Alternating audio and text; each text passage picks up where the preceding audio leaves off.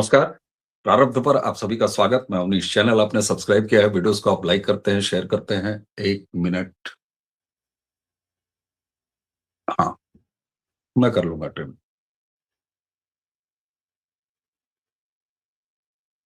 नमस्कार।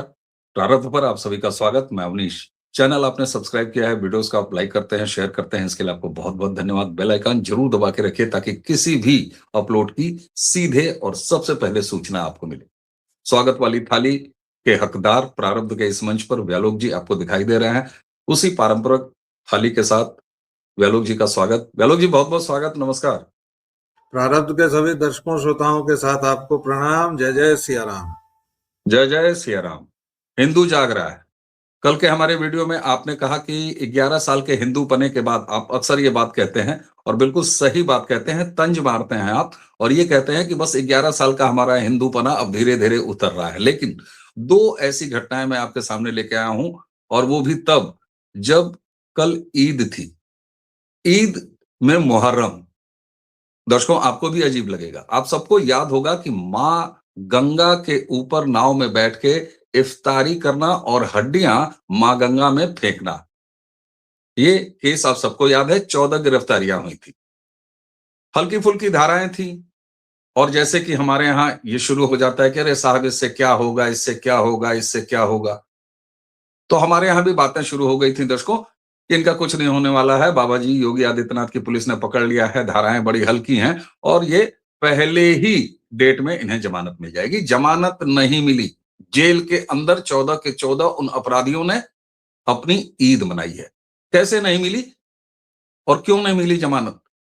जमानत इसलिए नहीं मिली कि बीएनएस की धारा 308 ब्रैकेट में 5 ये नया एडिशन हुआ जांच के बाद। और जांच में क्या निकला? दरअसल वो दोनों नाविक जिनकी नाव में ये सारा कांड किया था इन लोगों ने, उन्होंने अपने बयान दर्ज कराते हुए ये कहा जांच में कि साहब हम जाने के लिए तैयार नहीं थे। हमारी नाव को जबरन कब्जा करके, यानी आप ये कह सकते हैं कि अपहरण करके, धमका के और जबरिया हमारी इच्छा के विरुद्ध हमें गंगा में इनको बैठा के ले जाना पड़ा और उसके बाद इन्होंने जो कुछ भी किया। अब ये धारा आप जानते हैं 308 बीएनएस की ब्रैकेट में 5 10 साल की सजा है। किसी की इच्छा के विरुद्ध उसकी संपत्ति पर कब्जा करना, उसका अपहरण करना, उसको धमका के जबरिया किसी स्थान पर ले जाना, 10 साल की सजा। और यही वजह थी कि जब ये कोर्ट में पेश हुए तो अगर 7 साल तक की कोई सजा वाला अपराध होता, धाराएं होती तो जमानत मिल जानी थी। लेकिन 14 को 14 दिन की, आहा कौन सा अलंकार हुआ ये तो व्यालोक जी ही बताएंगे। 14 को 14 दिन की न्यायिक हिरासत में भेज दिया गया। इसी के साथ संगीनों के साए में पुलिस सुरक्षा के बीच हम हिंदुओं ने इसी देश में 8वें 10वें दर्जे का नागरिक होने की वजह से अपने त्योहार न जाने कितनी बार मनाए। लेकिन उत्तम नगर में हमारे खटीक भाई की हत्या के बाद जो कुछ भी वहां के स्थानीय लोगों ने अपना आक्रोश, अपना रोष सांकेतिक ढंग से प्रकट किया, उसका नतीजा ये रहा कि संगीनों के साए में ईद मनानी पड़ी। ये 2 चीजें, जहां एक तरफ जनता है, समाज है, जो कि अपने हिंदू भाई की हत्या के बाद इतना द्रवित है कि उसका रिएक्शन आपको दिखाई दिया दिल्ली में। तो दूसरी तरफ राजनीतिक सत्ता है योगी आदित्यनाथ की और तब अगर मां गंगा का अपमान होता है, उसको अपवित्र करने का प्रयास किया जाता है और सनातन की भावनाओं को ठेस पहुंचाने का कोई कृत्य किया जाता है, तो गजवाए हिंद करोगे तो जहन्नुम का टिकट रसीद करा देंगे। ये कहने वाली योगी आदित्यनाथ की राजनीतिक सत्ता ये काम करती है। ये 2 चीजें ये बताती है कि एक तरफ हमारा हिंदूपना अगर कायम रहा तो, और दूसरी तरफ अगर हमारी 2 उंगलियों से निकली हुई सत्ताएं अगर कायम रहीं तो ये दिन ऐसे ही अच्छे देखने को मिलेंगे। व्यालोक जी क्या कहेंगे आप? एक तरफ राजनीतिक सत्ता और दूसरी तरफ समाज, ये दोनों का समुच्चय, क्या हम सही रास्ता पकड़ रहे हैं धीरे धीरे? एकदम सही रास्ता पकड़ रहे हैं। और देखिए, समाज और राजनीति, मैं बार बार यही कहता रहा हूं आप प्रारब्ध के मंच पर, हर एक मंच पर, कि जब तक समाज नहीं मजबूत होगा तब तक राजनीति को बल नहीं मिलेगा, क्योंकि राजनीति केवल और केवल सत्ता प्राप्ति का मार्ग है। और राजनीति यह जानती है कि समाज की नस को वह जानती है। इसीलिए जब राम जन्मभूमि का फैसला जज साहब दे रहे थे तो उन्होंने कहा कि जन भावनाओं, एक शब्द आया जिसको लेके आज तक विरोधी बहुत किलसते हैं, कहते हैं कि ये क्या बात हुई, जन भावनाएं क्या। समाज जब दबाव बनाता है तो राजनीति समझती है। इसीलिए दिल्ली में रेखा गुप्ता जी को चुपचाप रहना पड़ा 4 दिनों तक। उसके बाद जब ये जिहादी पहुंचे दिल्ली हाई कोर्ट, और हाई कोर्ट ने व्यवस्था दी कि भाई ये क्या कर रहे हो, दो उनको सुरक्षा, तो संगीनों के साये में हुआ है। उसी तरह योगी आदित्यनाथ, चूंकि योगी हैं, उनकी एक अलग शाखा है, एक अलग परंपरा से वो आते हैं, वह विशुद्ध राजनेता नहीं है, वह योगी से राजनेता बने हैं, तो उनकी बात थोड़ी अलग करनी पड़ेगी। लेकिन उत्तर प्रदेश की जनता ने जिस तरह का उत्साह दिखाया दूसरी बार उनको चुनने में, पहली बार तो चलिए वो तो पार्टी का डिसीजन था या जैसे भी था, लेकिन उनके पहले कार्यकाल को देखते हुए जनता ने क्या किया उनके साथ, झोली भर के कहा कि बाबा लो। तो जनता, समाज और राजनीति, अगर ये दोनों पहिए नहीं रहेंगे तो गिर जाएंगे। जैसे एक तुरंत उदाहरण दे रहा हूं, ये 2 खुशी के उदाहरण हैं कि भाई जिस देश में हमने अमरनाथ यात्रा संगीनों के साय में देखी, 5 लाख सिपाही लगते थे, अभी भी 3-4 लाख लगते ही हैं, अभी भी लगते हैं। जबकि ये जिहादी दावा करते हैं गरेड़िया ने खोजा था, हमारे मियाँ जी ने खोजा था। अरे तुम कब पैदा हुए हो बे, हमारे स्वयंभू शिव वहां कब से हैं, क्या बकवास कर रहे हो, तुम्हारी औकात है शिव को खोजने की। खैर, मैं फिर हारमोनियम लेके इधर उधर निकल जाऊंगा, आज नहीं निकलूंगा। जरूरी हारमोनियम था साहब। तो अमरनाथ यात्रा को हमने देखा है संगीनों के साये में, हमने वैष्णो देवी को देखा है सुरक्षा के घेरे में, हमने हरेक रामनवमी की शोभा यात्रा पर पथराव देखा है। अभी फिर ये करेंगे जाहिल, मानेंगे नहीं। उत्तर प्रदेश में भी एक आध जगह अभी तक कर रहे हैं, भले ही उस पर कार्रवाई हो जाती है बाद में, लेकिन ये अपनी आदत से बाज नहीं आते हैं। बिहार में करेंगे, तमाम जगह करेंगे, आप देख लीजिएगा। पहली बार मैंने देखा कि उत्तम नगर में मसीतों को कंडोम पहनाया जा रहा था, क्योंकि जनता ने कहा था कि इस बार ईद पर होली खेलेंगे, तो मस्जिदों को रातों रात वो लाल पीला नीला कंडोम चढ़ाया गया उनको। और पहली बार भाईजान लोग फूल बरसा रहे हैं पुलिस वालों पर, ये आपने देखा कि नहीं? दर्शकों श्रोताओं वो देखिएगा, वो 2 जरा उत्तम नगर वाली पूरी पूरी घटना जरा बताइएगा समाचार के तौर पर। उत्तम नगर में हुआ ये, खैर हमारे भाई की जो हत्या हुई होली के दिन वो तो सभी जानते ही हैं। उसके बाद वहां अभूतपूर्व हिंदू जागरण हुआ, जहां न कोई अगड़ा था, न पिछड़ा था, न दलित था, न स्वर्ण था, न रजत था, वो केवल और केवल हिंदू थे। और उन्होंने लगातार किया, ऐसा नहीं कि एक दिन वो गुस्सा फूटा और उसके बाद वो चले गए, जी नहीं। वहां लगातार हनुमान चालीसा का पाठ हुआ, लगातार गलियों में रामचरितमानस का पाठ हुआ, हर एक मंदिर में तरुण की फोटो लगाकर श्रद्धांजलि सभा की गई, उसके लिए प्रार्थनाएं की गई।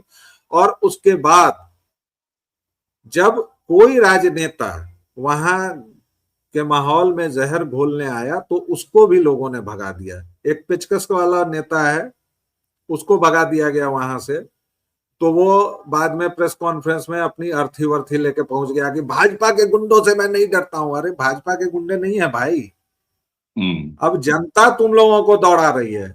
इसके बाद जाहिर तौर पर, क्योंकि इनके पास हर एक तरह का बल है, इनका इकोसिस्टम अभी तक ध्वस्त नहीं हुआ है, तो ये दिल्ली हाईकोर्ट में पहुंचे। हाईकोर्ट ने निर्देश दिया कानूनन कि भाई आप सुरक्षा सुनिश्चित कीजिए। उस सुरक्षा के साये में ये लोग ईदगाह तक गए। इनको तब समझ में नहीं आया कि सड़क पर पढ़ना जरूरी होता है, क्योंकि इनके लिए तो नमाज बिना सड़क के होती ही नहीं है ना भाई, बल प्रदर्शन करना है। और 2 मियां भाई इतना फूल लेके और पुलिस वालों पर बरसा रहे हैं। पुलिस ने बड़ा अच्छा काम किया है, पुलिस ने बहुत वाह वाह बढ़िया वाह। काम किया है। जिस पुलिस पर तुम पत्थर बरसाते थे जिहादी, केवल एक कोना जागा, एक शहर का एक कोना, तो तुम फूल बरसाने लगे। सोचो, अगर हर एक जगह ओवैसी का मवाद झरने लगा। उत्तम नगर में मोदी ने क्या कर दिया है, उत्तम नगर में बताइए, ये 19-20 करोड़ मुसलमान ईद नहीं। अबे लंपट रजाकार, तेरा छोटा भाई था ना, है ना वो, 15 मिनट पुलिस हटा लो। इन लोगों के तो कितने देवी देवता होते हैं, हालांकि तुम्हारी तीसरी पीढ़ी भी कोई रामलाल ही होगा बे रजाकार। किसी रजाकार ने जबरदस्ती काटा होगा, क्या काटा होगा सो पता ही है तुमको। और उसके बाद तुम इस तरह की धृष्टता करते हो। जानना होगा, ये जानना होगा। लेकिन समाज, वापस आते हैं, समाज और राजनीति दो पहिए हैं सर। इनका जब तक अन्योन्याश्रय संबंध है, ऐसे गुथे हुए हैं। अगर यही समाज था ना जहां कांग्रेस ने राज किया, कि क्या क्या कुकर्म किए भाई, 47 से 97 तक, 97 नहीं 96 में आ गए थे बुढ़ऊ अटल जी, उससे पहले तक क्या क्या कुकर्म नहीं किए हैं भाई। इसी कांग्रेस सरकार ने वक्फ लादा, मंदिर वाला कानून लादा, क्या क्या नहीं लादा, और यही समाज वोट देता रहा, यही समाज गंगजम जमी, और अभी भी लोग चूक नहीं रहे हैं। कल इस दो हर्षदायी घटनाओं के बरक्स एक ऐसी घटना आई है जिस पर आप सर पीट लेंगे। जयपुर दिल्ली हाईवे पर म्लेच्छों की पूरी भीड़ जमा हुई और उस पर पुष्प वर्षा कर रहे हैं हिंदू लोग। पूर्ण बहुमत की भजनलाल की सरकार है, हाईवे है, और उस पर हिंदू लोग पुष्प वर्षा कर रहे हैं। तो वहां समाज और राजनीति, कन्हैया लाल का मर्डर हो चुका है, सब कुछ हो चुका है। पूर्ण बहुमत से भजनलाल को वहां की कमान दी गई, लेकिन आप क्या कर रहे हैं, हाईवे पर आप अनुमति दे रहे हैं।